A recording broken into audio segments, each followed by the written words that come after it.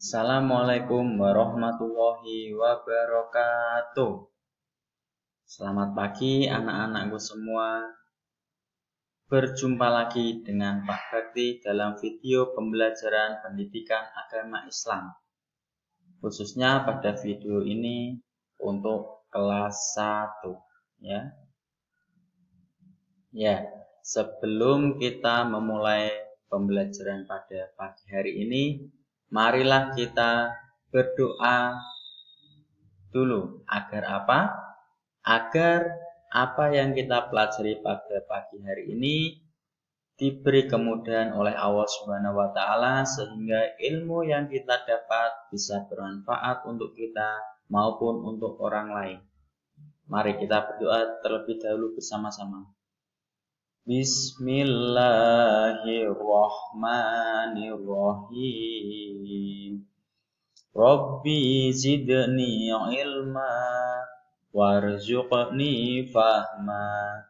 Amin. Ya. Langsung saja kita mulai.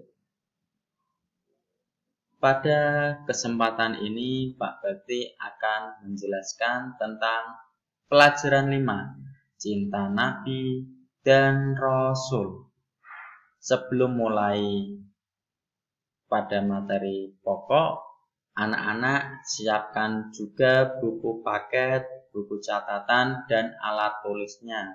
Ya, jika sudah, buku paketnya bisa dibuka pada halaman 31. Ya, pelajaran 5, Cinta Nabi dan Rasul. Materi pokoknya adalah kisah keteladanan Nabi Adam alaihi salam. Ya, Pak, kenapa kita mempelajari tentang kisah keteladanan Nabi Adam alaihi salam? Tujuan dari pembelajaran kita yaitu ada 4. Yang pertama, diharapkan nanti anak-anak semua setelah mempelajari materi ini bisa menceritakan kisah Nabi Adam, ya. Yang kedua, anak-anak semua nanti bisa menyebutkan sifat-sifat terpuji yang dimiliki oleh Nabi Adam alaihi salam. Selanjutnya, yang ketiga, diharapkan bisa menyebutkan peristiwa-peristiwa penting yang dialami oleh Nabi Adam alaihi salam. Dan yang terakhir, yang keempat, yaitu anak-anak diharap bisa menunjukkan sikap terpuji yang dimiliki Nabi Adam dalam kehidupan sehari-hari, ya. Ya. Ini ada lagu sebelum kita mulai pembelajaran. Kita mari bernyanyi bersama-sama terlebih dahulu agar jika hati kita senang, maka dalam pembelajaran kita akan insya Allah mudah untuk menerima materi pembelajaran. Ada lagu Jalan Masuk Surga. Oh iya, di buku paket kalian juga ada ya, bisa dibuka di halaman 31. Judulnya Jalan Masuk Surga, nada lagunya Satu-satu Aku Sayang Ibu. Semua pasti sudah tahu lagu tersebut ya. Mari kita nyanyi sama-sama terlebih dahulu. 1, 2, 3. Satu-satu aku cinta Allah.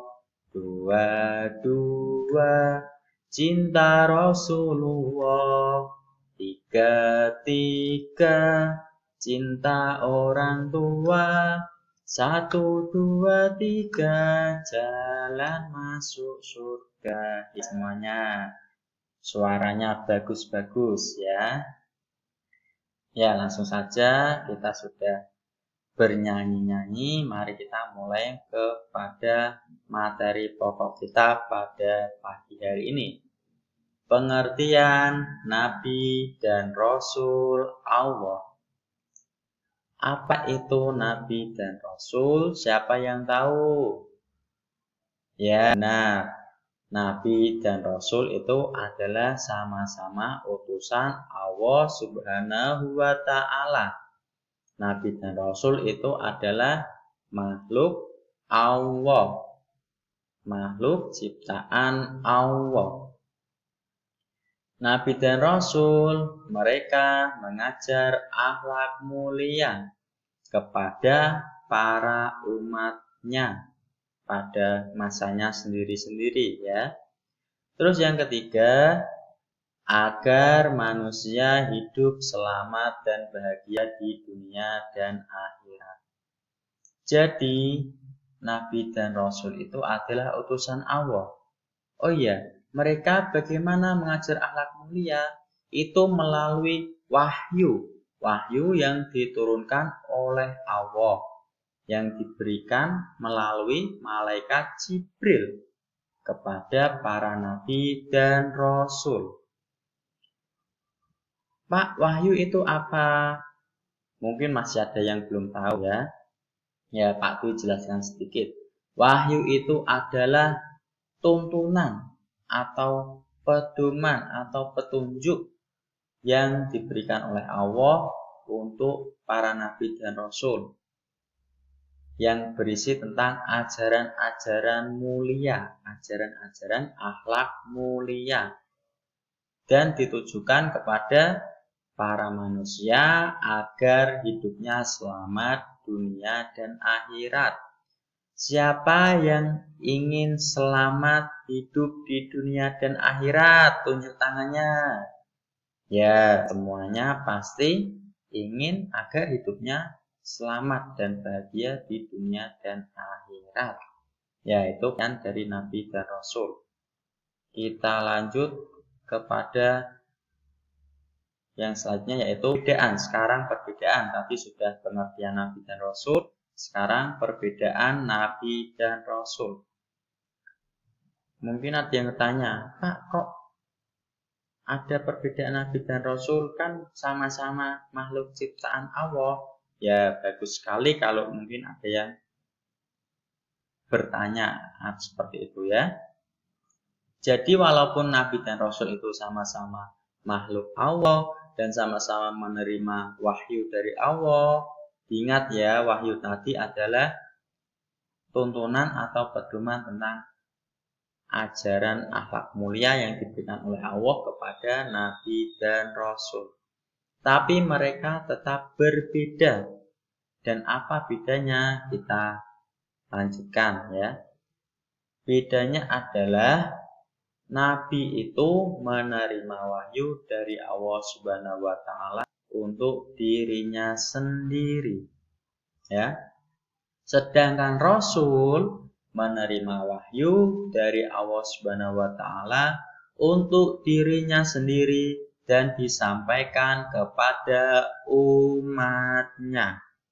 Ya, jadi bisa diingat-ingat, mudahnya adalah Nabi itu menerima wahyu dari Allah Subhanahu wa taala untuk dirinya sendiri.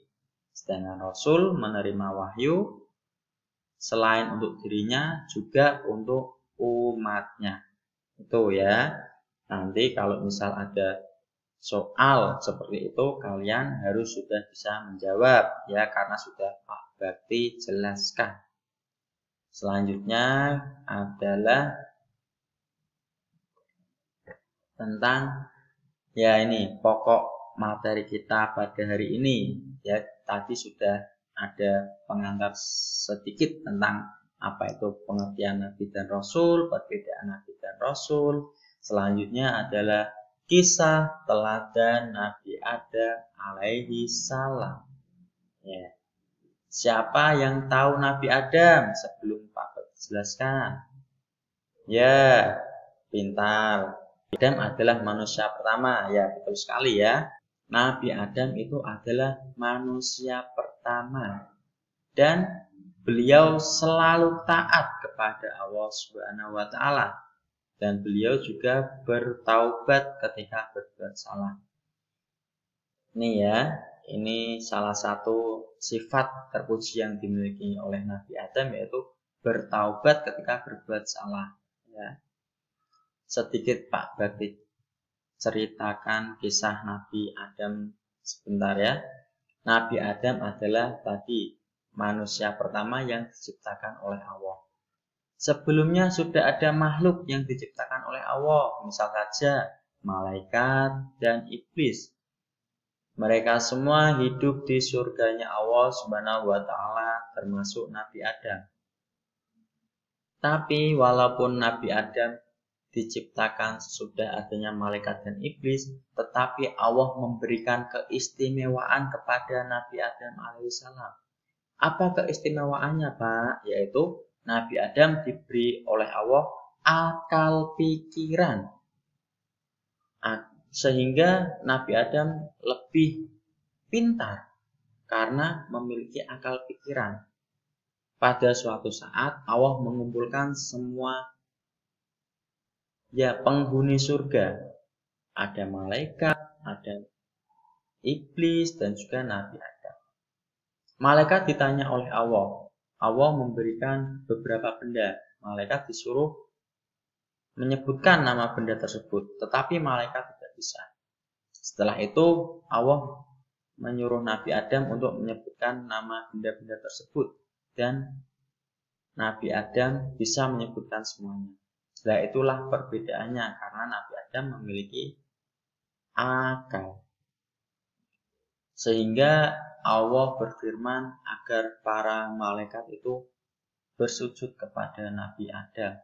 Para malaikat mau, tetapi iblis tidak mau karena dia merasa dirinya lebih baik, lebih tinggi derajatnya daripada Nabi Adam, dan dia merasa lebih dahulu diciptakan sebelum adanya Nabi Adam.